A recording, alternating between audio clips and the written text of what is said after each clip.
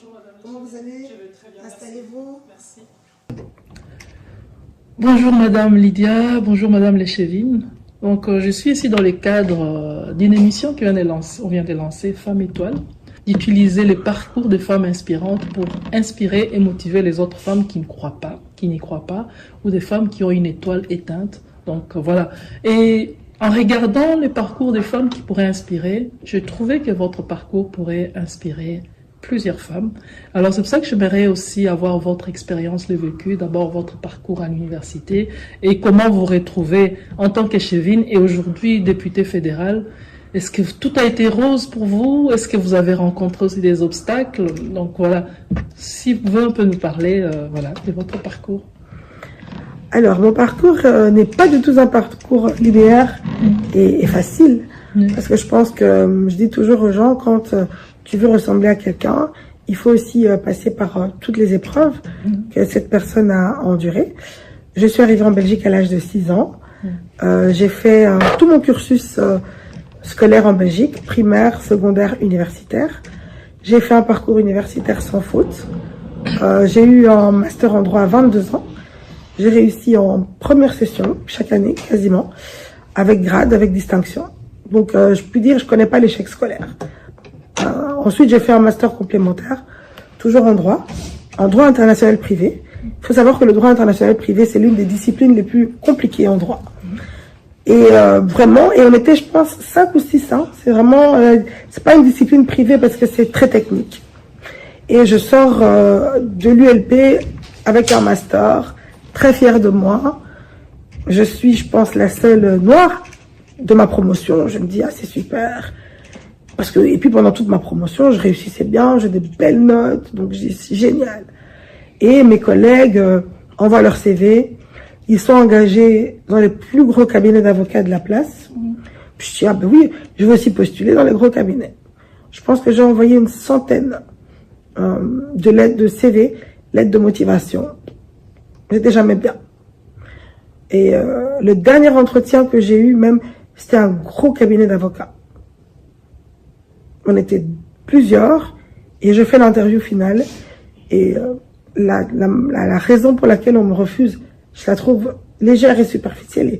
Et je suis choquée. Je dis, mais je suis belge, j'ai fait mes études en Belgique. Pourquoi je peux pas trouver du travail directement comme une Belge? Et c'est là que je me décide de me lancer en politique. D'abord de militer. C'est quoi militer? Qu'est-ce que j'ai fait? Bah, rien de spécial. Campagne électorale, mettre les tracts dans des boîtes, coller des affiches, organiser des réunions pour des candidats. J'ai également fait des permanences sociales gratuites parce que j'étais juriste, parce que je me rendais compte que beaucoup de personnes avaient des problèmes avec l'administration, ne savaient pas comment s'exprimer, introduire des demandes.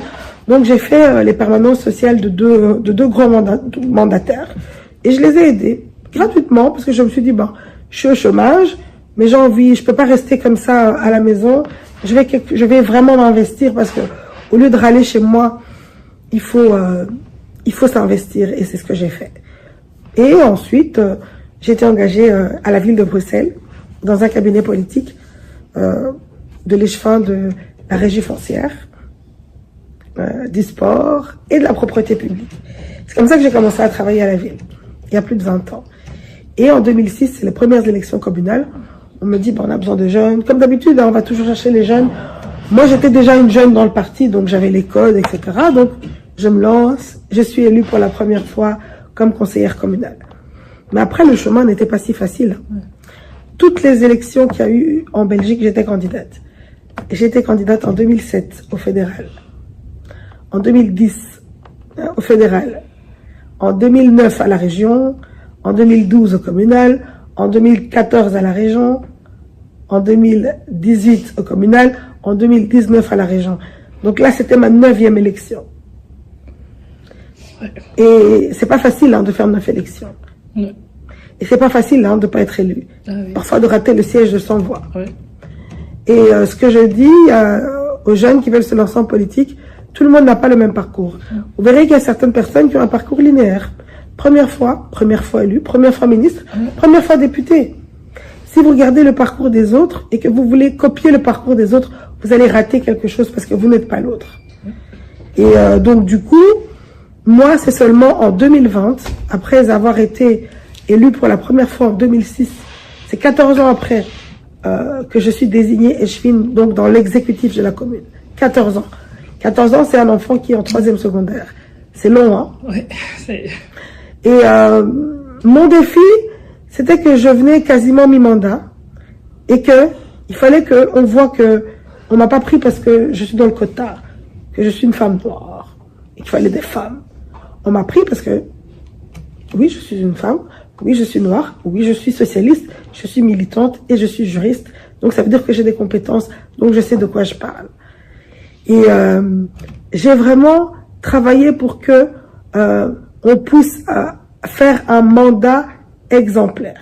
Pour qu'on se dise que le Parti socialiste, quand ils disent quelque chose, ils le font. On avait promis un centre culturel congolais. Ça fait 20 ans que les associations le voulaient. On l'a dit, on l'a fait. On avait promis des loyers moins chers. On a créé la socialisation des loyers. On l'a dit, on l'a fait. On a promis du logement. On a construit 800 logements. On a promis des salles de sport. On a construit Cynthia Bolingo. On a promis des écoles. On a construit la Seine, Pagode. Donc, beaucoup de réalisations durant ce mandat parce qu'on avait promis des choses et on l'a fait. Et donc, après, les élections fédérales avaient lieu. Et donc, le Parti socialiste m'a demandé un pari qui était assez difficile. C'était 3e. Tout le monde se disait, oui, 3e, tu seras élu. Pas nécessairement. Hein.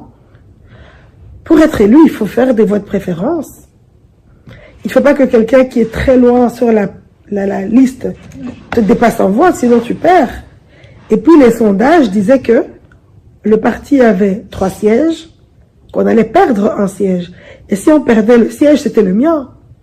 Donc du coup, c'était pas si gagné d'être élu.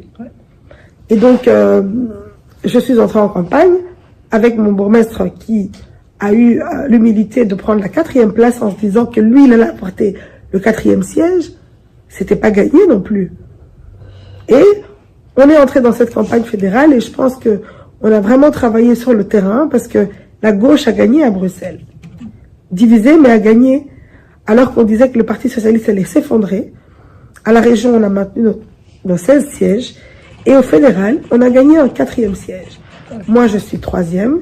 Et j'ai cette chance d'être élue au suffrage universel direct et d'être la première personne d'origine africaine du Parti socialiste à être élue au Parlement fédéral au suffrage universel direct. C'est pour dire que quand on fait de la politique, il faut être patient. Et persévérant. Et résilient. Et je pense que c'est ce que j'ai fait tout au long de mon parcours.